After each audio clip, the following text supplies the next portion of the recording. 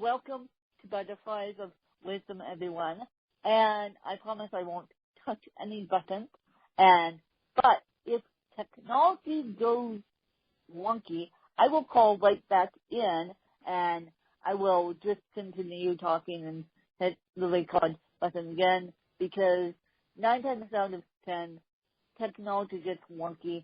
And speaking of technology getting wonky, my guest today, well, it's his tomorrow, I should say. My guest Wednesday morning, well, he is Anthony, and Anthony is a podcaster, and the reason why he's all the way down in Australia is his wife got a PhD scholarship, so he said the heck with it, let's move all the way down under. So I welcome Anthony to explain him and his podcast. Oh, well, thank you very much, Wynn, for having me. And, yeah, down under, it was a great adventure to come here, especially since podcasting can be done anywhere. And the podcast I run is the Magnetic Memory Method podcast, which helps people learn how to use their memory to accomplish any learning goal faster and with greater permanence, so you can overcome the pain of forgetting. And the beauty of it all is it's perfectly scientific, and anybody can do it. There's no one who can't benefit from learning memory techniques, and it's just really learning how you learn and amplifying the process based on some very, very simple, fun, and even elegant techniques that you can pick up very quickly. And I listened to an episode today about remembering passwords. If you guys only listen to one episode of Anthony's podcast, listen to that one, because 9 times out of 10, I'm sorry, but your computer's going to get hacked, and remembering the password is a chore, and don't give me a password 123. I know all you guys are thinking, I just got caught, I win, with my hand in cookie dough. But what the guest today was explaining on Anthony's podcast was how to remember those passwords without saying, I forgot my password, and telling us I is going through those hoops. So that was a fascinating episode to me, Anthony. And why did you start the podcast about the brain? One of you have a huge niche. You also have a tiny niche, too. Well, yeah, it is one of those odd niches where it is both big and small. It's infinite in its way and also very targeted. And one of the reasons why I started it is so that I could talk with people like the guest I had on the show you're mentioning, which is called Mental Passwords Manager, Memory and Cybersecurity with Brad Zupp. And Brad Zupp is a really super interesting figure. He's, at the time we're talking now, he just released a book called The Hack-Proof Password System. And one of his core messages there is that there is no cybersecurity unless the only place your passwords exist is in your memory. And it turns out that you can memorize passwords a lot easier and faster than you may be thinking, even the real complicated ones like HX, capital S, 4, 5, ampersand, asterisk, percentage mark, et cetera, you can do it, and it's actually really fun. And why does he have the credibility to make this claim? Well, Brad Zupp has broken memory records. He has a long track record of teaching these techniques to kids, and he's come very, very close to beating a record with memorizing pi, which is considered the Mount Everest of pi, as we talked about in that show. And not only do I use these techniques myself and practice them myself for specific applications like language learning, but I just love having conversations with other people who love these techniques, who love what it can do for people, because when it comes to something like cybersecurity or learning a language or passing an exam, really what we're talking about is the alleviation of stress. And whenever you can alleviate stress, you reduce suffering. And so that's why this is such a tremendously huge niche in its way, is because it's generally about self-development, self-improvement, and living more in tune with your purpose through memory. And it's very specific because memory has so many applications. So it can be cybersecurity, it can be language learning, it can be passing math exams, which requires different memory skills than passing the bar as a lawyer. So I just love that, and that's why I created the podcast, because I wanted to have those conversations every week, and I've been doing so for 3 years now.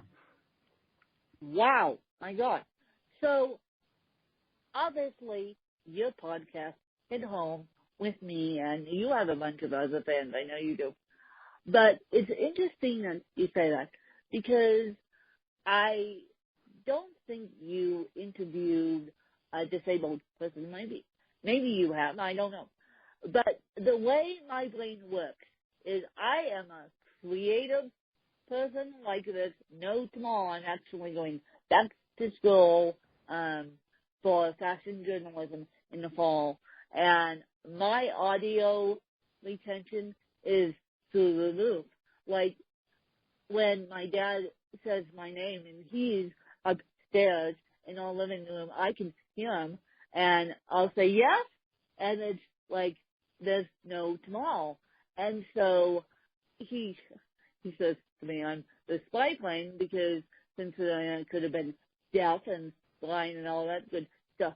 But the way my brain works is interesting, because when I was diagnosed with cerebral palsy in 87, June 22nd, 87 to be exact, and they told my parents to put me in a home. This child would never function.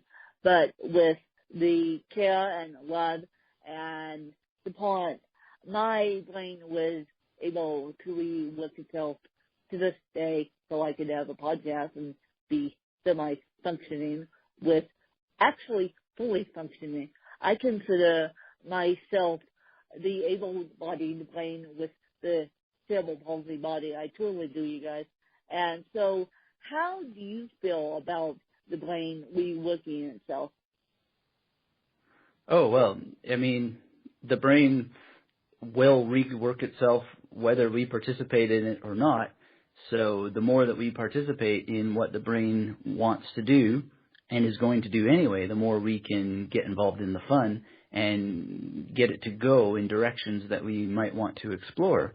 So when it comes to things like disability and so forth, at the risk of sounding arrogant, I just reject the whole idea outright, because that's telling yourself or anyone else a story that reinforces limitation when there are no limitations. And yes, I have interviewed people who may or may not take on the label disabled. I was diagnosed with bipolar disorder years ago and suffered immensely more because of the term bipolar disorder than from the condition itself. And when I started to change my story around that, then I got to participate in the game of optimizing my brain at a much higher level and enjoying it a lot more. And it's just incredible what happens. And, you know, when it comes to people who have physical situations, one of my great mentors, who is a huge influence on the success that my website has had, he can only move his mouth. And he's one of the richest bloggers in the world. And when I say rich, not only does he make millions of dollars, but he's wealthy in the sense that he plays with the big boys.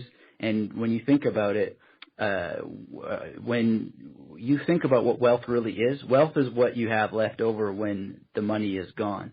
And so there's just tremendous wealth to be had. And he actually is one of the kings of the internet in not even my opinion, but just in reality. If you look him up, his name's John Morrow. You go to smartblogger.com or unstoppable.me. The guy is in a wheelchair. He only can move his mouth. I don't care. He's not disabled. He's one of the most powerful people in the world because of what he can do with his brain. And he has been a huge influence on my own site. So, yeah, he can speak. He speaks to a system device. Yes, he can. Like, you're going to have to shoot him and I an email. He sounds fascinating to interview. Yeah, well, I mean, it's just one of those things where I just don't buy the limitations that people put on themselves. And again, at the risk of sounding arrogant, I just don't get why people do it. But I have done it myself. I did it for far too long. And that's how I discovered memory techniques. And I saved my own life by just saying, hey, you know what? I don't have to buy that story. I can participate in the way my brain works and get it to budge a little bit in the direction that I'd like it to go. And then it turns out that the brain says, hell yeah, this is great. This feels good. Let's do more of this. But the more your ego gets involved, the more you put handcuffs on your brain. And no one else does it, just you. No one else. Yeah, and so if you can get you out of the equation, then you're rolling. And your brain will do whatever you really want it to do, but you have to sacrifice the story, really. You have to sacrifice the labels. You have to get rid of that whole mythology of ability or disability, etc., and just go for the truth, which is, what do you want your brain to do for you? And what are you going to do to get out of your brain's way so it can do it for you? Thank you. And for me, I think you should be my spokesperson for this podcast, because you just said so eloquently, and I'm not kidding, what I'm trying to do with this podcast, which is help the able-bodied understand the disabled. Absolutely. Well, and it's a great mission to have. It's probably the most important mission in the world. It is the most important mission in the world, because so many people out there are suffering unnecessarily, and it just doesn't have to be that way. Pain is simply not necessary. No, they give you opioids to take the pain away, but the pain from your legs is in your brain. Yeah, it's great that you mentioned that, because one of the most empowering thoughts that I've ever encountered comes from philosophy and ancient Greek words. One word in particular, which is pharmakos. And pharmakos talks about, well, it's the origin of the word pharmacy. And the original sort of intention around the word is the cure that poisons is the poison that cures.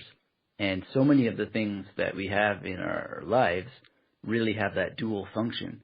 So if you think of a plant and you fertilize the plant, well, the same substance that you put on the soil that can nourish the roots to help the plant grow, if you put it on its leaves, it will burn the leaves.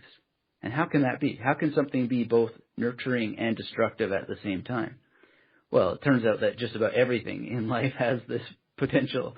And so the whole concept of pharmakon and pharmakos just really is something to just think about and ponder and realize that we are just navigating through the poison that cures and the cure that poisons, and we can really just use that concept in empowering ways to help guide the choices that we make, and understand that it is in the brain. Pain is in the brain, and the way that we think can help alleviate that and guide how that we put new things in our brains that don't necessarily have to be drugs, but even thoughts themselves can be poisonous, or they can be very curative, or they can be both. And if we just understand that potential for them to be both, we're already ahead of the game. And again, we can then get out of our own way and let our brain do its job, using the knowledge that what we put in our brain will have its effects. Now, you said that so eloquent, and I don't know how to follow up with my next question. But what is your favorite episode you have done on your podcast? My favorite episode has to be the recording that I did with Tony Buzan. And for people who don't know Tony Buzan, he is the founder of the World Memory Championships. And we recorded this just before the 25th year anniversary of the World Memory Championships. I was in Tel Aviv, Israel, and he was in the UK.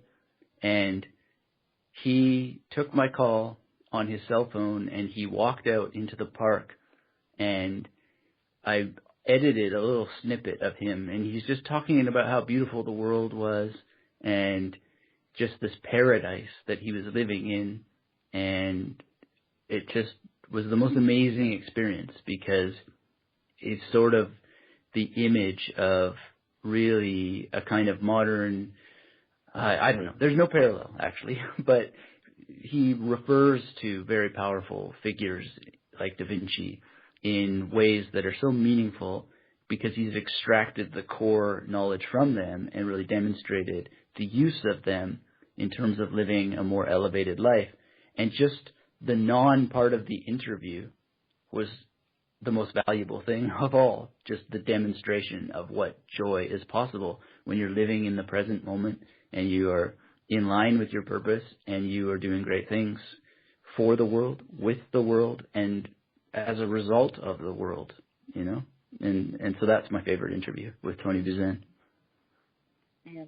And what is your favorite podcast that you listen to? My favorite podcast that I listen to? Well, I would be hard pressed to knuckle down on a favorite because I listen to so many different ones. But if I had to list, three, I think Copy Cheap Radio is one that I really love. It's all about copywriting. And I love my friend Jonathan's podcast, the Becoming a Superhuman podcast. And I really enjoy, if I had to come up with a third, I really enjoy my own podcast, the Magnetic Memory Method podcast, because I get. Be biased. I'll tell you why though. I'll tell you why though, and it's because it took me a long time to get used to and comfortable listening to my own voice, and then I became a student of my own voice, and I thought, how can I get better at this? And so I really needed to become a fan of my own show to understand the criticisms better that I get, because people will leave views and criticisms, and then respond to them. And I think that it is the case that you have to be in love with your own show at some level in order to really make it better over time and understand what it is that you're even trying to do. So I had to train myself to listen to my own show because I find it really hard to listen to my own voice. I have found it over the years hard to watch myself on video, but a mentor that I went and sought help from named Jim Slavers, he gave me some tips and tricks that made it a lot easier to watch myself on video and to listen to my voice on audio.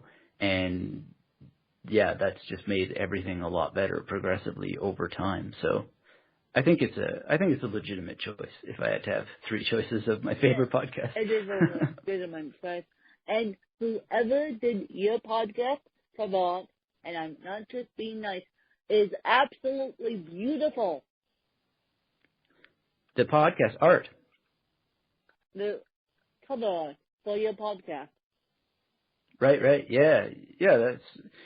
That's a really great graphic designer that I had for a number of years, and he's unfortunately disappeared. I know that his wife fell ill and there was a miscarriage in the family, but he did a lot of really amazing stuff for me over time, and I miss him. He was great. And keep that cover on. Yeah, if you want to look at studying cover art, you guys just go look at Anthony's podcast.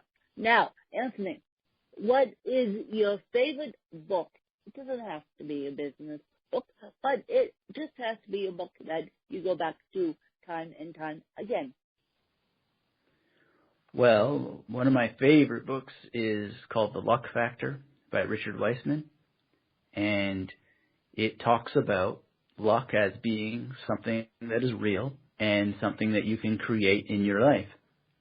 And I was very fortunate that I had a podcast episode go out recently called 11 Reasons Why You Should Reread a Book Once a Month. And it's just a strange stroke of fate, luck, you might say. I pressed publish, went out for a walk. I was going to go and get a book called The Republic by Plato at the library to reread it, to, walk my talk. And on a free book table, I saw The Luck Factor by Richard Weissman, which I had read years ago. And I thought, this is amazing. I'm going to reread this instead of rereading Plato's Republic. And I realized that its influence on my life, having read it circa 2009, just had this thing where I had been incredibly lucky and I could attribute it to the book.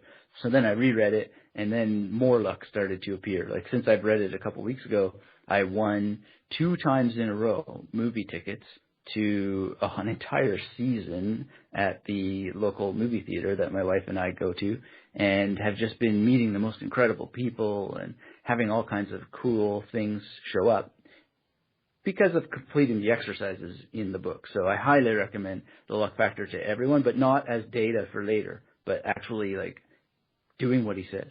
Doing it now. Yeah. And completing the exercises. There's numbers to be crunched, so you do have to think and write numbers down and calculate the numbers together, and those will dictate the exercises that you complete. So then actually complete the exercises. Otherwise, no point in really reading it. It's just clutter in your brain or clutter in your house. But if you're going to read it and do the exercises, you will experience more luck. And your idea of what luck is will change and be more profound and deeper. So a golden book. Anything by Richard Weissman, actually. Also, 59 Seconds is a great one. But The Luck Factor is just incredible. And so I'm so blessed that, and lucky, I'm a very lucky person that I saw it that day and was able to reread it and do all the exercises again. So The Luck Factor by Richard Weissman. Worth repeating the title. The Luck Factor.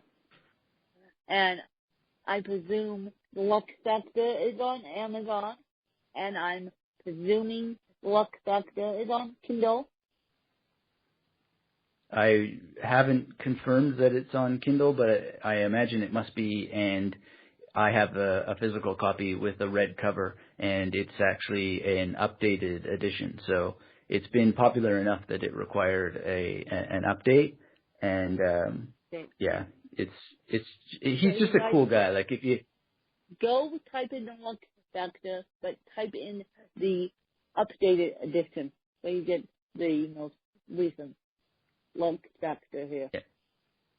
The important thing about it too is it's based on science, so it's not The Secret or any of this woo-woo stuff. It's really, really dialed down to practical reality. And so that's what I like about Richard Weissman. His Quirkology YouTube channel and so forth will just open your mind to not out-of-the-box thinking, but rather, hey, look, there's a box. Let's make sure that we've gotten everything outside of the inside of the box before that we get all into mystical stuff, right? Because there's just so much unpacked power in reality. It's beautiful, beautiful stuff.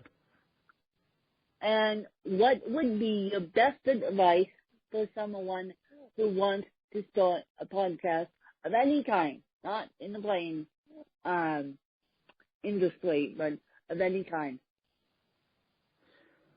My best advice would be to decide whether you are doing it as a hobby or if you're doing it as a business.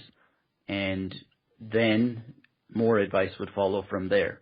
But if you're going to do it, be very, very clear about why you're doing it and what it's for, and so that you actually get the outcome that you're looking for.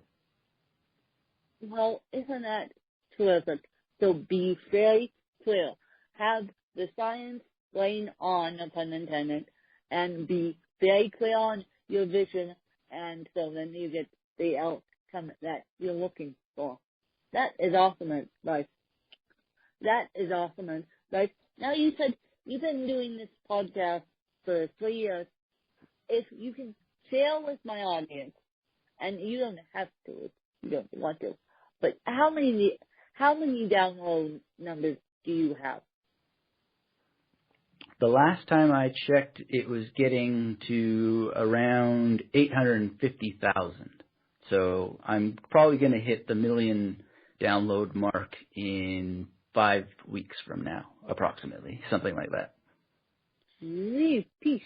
And is that per episode, or is that all time?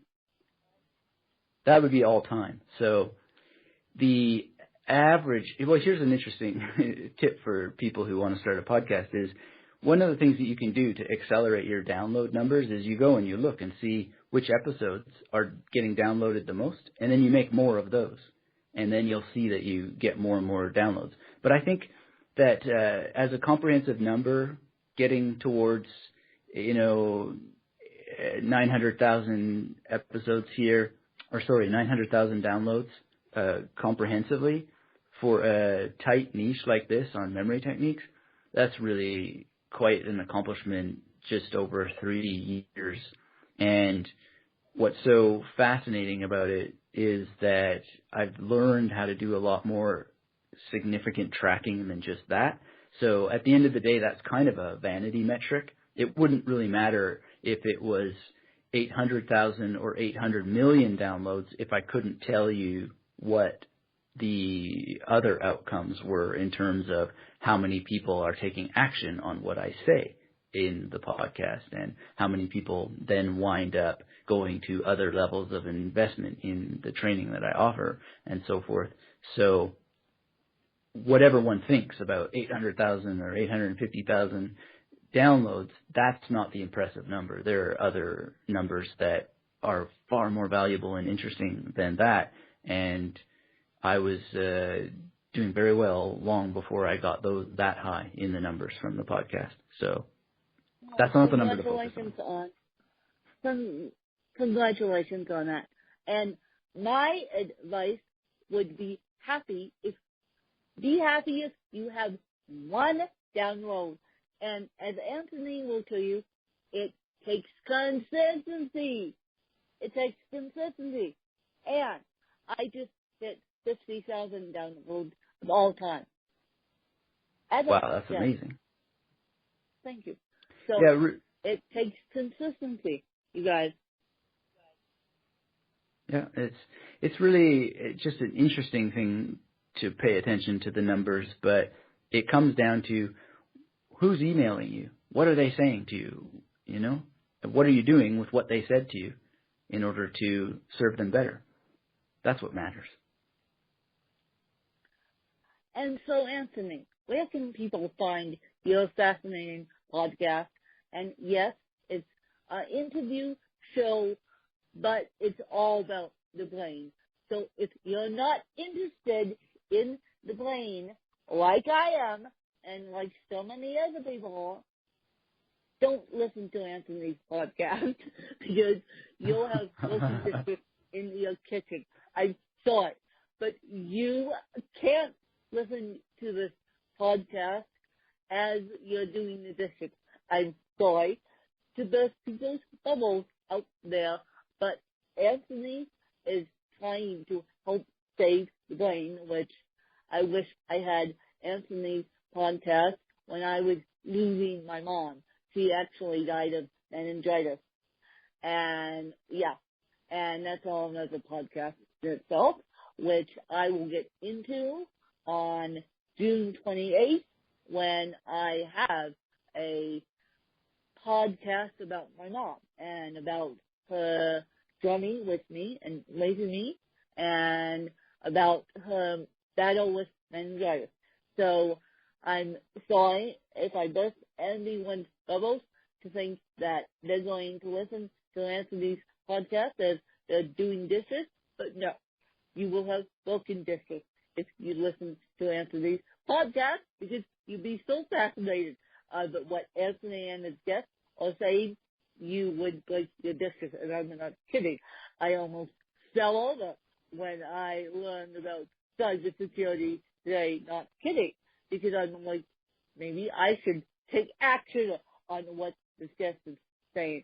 I'm going to have to pick up Anthony's guest book to read it as I go back to school because I need all the help with cybersecurity and passwords and all that good stuff. So, Anthony, where can people find you? Well, the easiest way to get the Magnetic Memory Method podcast is to just go to magneticmemorymethod.com. Every single post that you'll see there on the blog has the podcast. I do audio of all the posts there. So going to magneticmemorymethod.com is the ultimate way to get patched into that. And one of the reasons why I did that is because a lot of people with hearing situations. I won't use the word disability, but they just don't hear as well as others. They said, we'd love to hear what you're saying, but there's no transcripts. So I decided to, as much as I possibly could, just write out every episode and then perform the script so that everybody could have access, whether they like to listen or read. So when you go to magneticmemorymethod.com, it's not just about a podcast, it's also a blog. And there are differences between the two because there's readability issues, so I make it as readable as possible.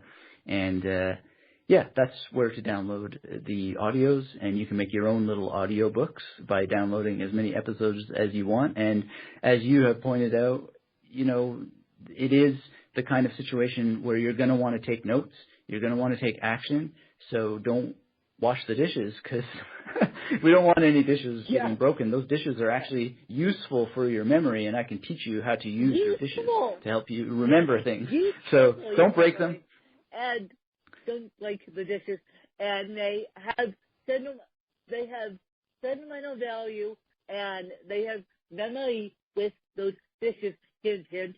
So don't break your grandmother's dish that she gave you, beloved grandmother, because you just decided to listen to Anthony's podcast and do the dishes. Nope, because those dishes have memories attached to them, and that's what we're all talking about, how to improve the brain synapsi and to improve our memory. Just thought I would throw that in there as a caveat. And so, Anthony, you can ask me 2 to 4 questions about anything. Now, since I have interviewed you, now you get to play interviewer with me. All right, fantastic. Well, what's the number one thing that you wish you could remember better? Oh, I wish I could remember where I put my cell phone. 9 times out of 10, I lose 10 cell phones if I'm not on it. And 9 times out of 10, I wish I could remember where I put my cell phone, and I wish my audio book retention was better. Somehow that doesn't commute. Maybe Kindle will make it better. But I wish my audio book retention was better. All right. Well, would you like me to help you and your listeners get some immediate tips that they can use to remember where their cell phones are and remember audiobooks better? All right. I would. My goodness. So the low tech way to remember where one's cell phone is just to place the cell phone in the same location all the time as a default rule. So my example is my wife just got frustrated with me at one point. She's like, "You're a memory expert. Why do you keep losing your sunglasses? You're always looking for your sunglasses." And I was like, you're right. I'll just put them here in the same place all the time. Nothing more to remember. That's where they are. And lo and behold, never any struggle, never any looking around for them, and no draw or drain on my memory. Now, that's one technique. The second technique that I'll give you that applies to cell phones, keys, glasses, etc., if you don't want to have a regular station where you always put things.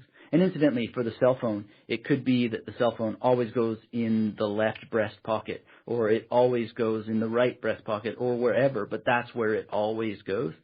So it doesn't have to be a shelf or anything like that. But, one of the greatest things, and they teach this to seniors, is just your wallet, your keys, your glasses, your cell phone, they always go in the same place on the kitchen counter or wherever. And then you just don't have the brain drain anymore. But if you don't want to do that, if you still just want to leave stuff around, then another technique that will work and will really, really help you is to create a sound and an image that you're going to have in your mind every time that you place them down.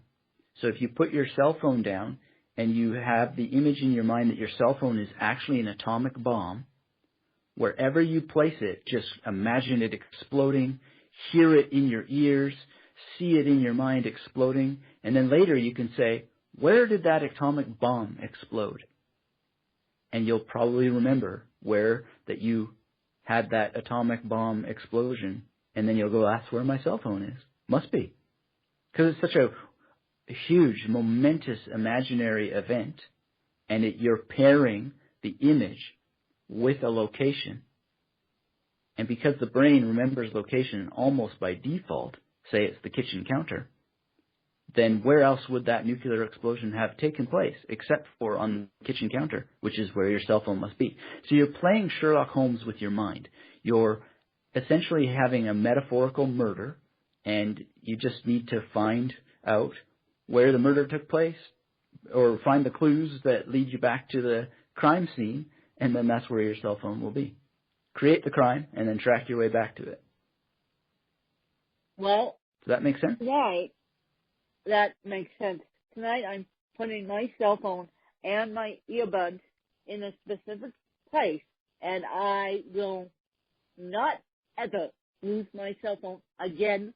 Thank you, Mr. Anthony, for telling me how not to lose my cell phone / my mind when I'm looking for it.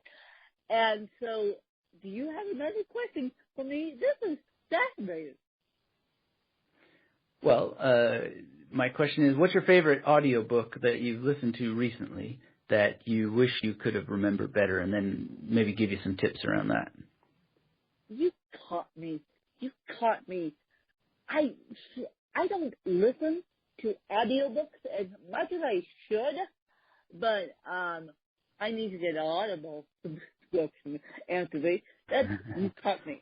So my also favorite audiobook would be anything by Stephen King. Or I would love to listen to Into Thin Air again and have the audiobook retention, because my podcast retention is off the charts. My audiobook retention, not so much. And that's a problem when it comes to going back to school. I admit my flaws on this podcast. And so I would love to have the keys to remember audiobooks, whether they be academia audiobooks or just pleasure audiobooks. Okay, well, one of the great things to do is to really pay attention to what you're listening to and then replay what you heard in your mind as quickly as possible afterwards. And not just replay it in your own mind, but talk to someone else about what it is that you experienced. And if you can, write something down, either dictate it or type it out or write it out by hand and process it through reading, writing, speaking, and listening. So you've already read it by hearing it, then speak about it and imagine it back and write it if you can. And that will already make it instantly more memorable. And if you want to learn a technique like the memory palace, and say you read a Stephen King novel and a character is introduced, and you want to remember the name of the character, then get a picture in your mind of that character in your kitchen, and then create a picture that would help you remember the name of that character. So I know from a Stephen King novel I remember there was a character named Toby, and if I needed help remembering that, I would see the country western singer Toby Keith in my kitchen. And then I would go back after reading that, and as I'm thinking through what I heard on that audiobook, replaying a bit of the story, I would think in my kitchen there was Toby Keith, the country western singer, so that character's name is Toby. And then any details that I wanted to associate with him, I would also add to the kitchen and Toby Keith, and that would help me recall all of those details that I wanted to remember. They could be narrative details. They could be details about any facts or figures, and there are other memory tools that you can develop. But the point being is that whenever you can add a location and images, things that you already know, to what you don't know, then you'll already start to remember what you don't know better because you're associating it with the strongest memories you have that you don't have to work for. So most people don't have to work to remember their kitchen. So that's where you place new information. You associate it. Most people have a favorite country western singer, or they have a favorite actor or whatever, and they can attach that person. They can imagine that person in their kitchen and then start attaching new details to it. So you start from what you already know and you associate what you want to know that you don't know already with the things that you already know, and they'll be so much more memorable. Oh my God. Oh my God. You just saved me, 2 hours worth of mental stress, no pun intended. Jeez. You just saved me 2 hours of mental stress, and now I'm going to have to pick up the book on cybersecurity and do all that stuff because, we all get those monkey passwords, and of course we can't remember them.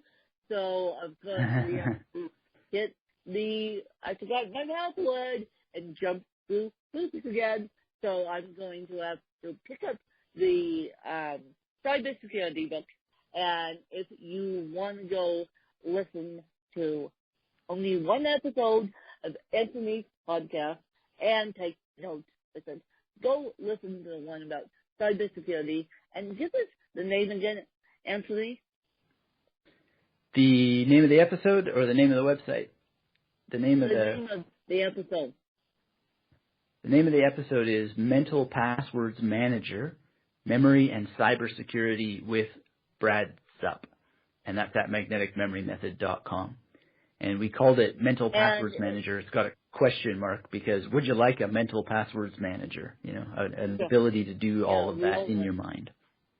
We all would. And it just came out today, you guys. So today, what is today? The 21st. See, I wish I could remember dates better too. I bet Anthony. That's all possible. Remember dates. God. Well, sure. Anthony, I need that one too. I need dates. I need cell phones. I need audiobooks. And so I think I'm going to have to contact you offline because I need dates. I need audiobooks. I need cell phones where I put my cell phone. So I think I'm going to use you as my memory coach, no pun intended, because you just gave me a fascinating taste into your podcast. Well, I appreciate it, and it's one of the greatest investments a person can make because we live only in the now, and we live in our memory. We live in our memory all day long, and the better your memory is, the better your life becomes. So I'd be delighted to help you or your listeners further with making memory a better place to be because it's the only place we ever are. For me, I'm taking that offer up with you, Anthony, as of next week. You heard it here. I'm taking Anthony on as my memory coach. And so to get me organized enough to go back to school, to get my audio book retention better, and my memory about dates, and my memory of where I lost my cell phone, which my cell phone is right next to me, so I don't need that. But I will put it in a special place tonight because so I don't lose it. And so, you guys, I'm off because it's my 30th birthday. So bye-bye. Bye-bye. You won't. Well, happy birthday. Until, thank you. Thank you. It's my 30th birthday, June 22nd. And considering all the fun stuff I've been through, I'm surprised I'm standing and have a functioning memory, Anthony. But you guys won't hear me until Monday. This episode won't come out until Monday. And my episodes come out, did I just say Monday? Yes, I did. I meant Wednesday, and my episodes come out on Wednesdays and Thursdays. So this episode will be a little bit delayed as to what it stands for, But when we light the ship back up on Wednesday, you guys will get to hear Anthony and I speak. And so I appreciate Anthony's time. I know it's bright and early in Australia, and I appreciate Anthony's time, and I appreciate all you guys. Thanks to you guys. Thank you for having me. I appreciate it very much.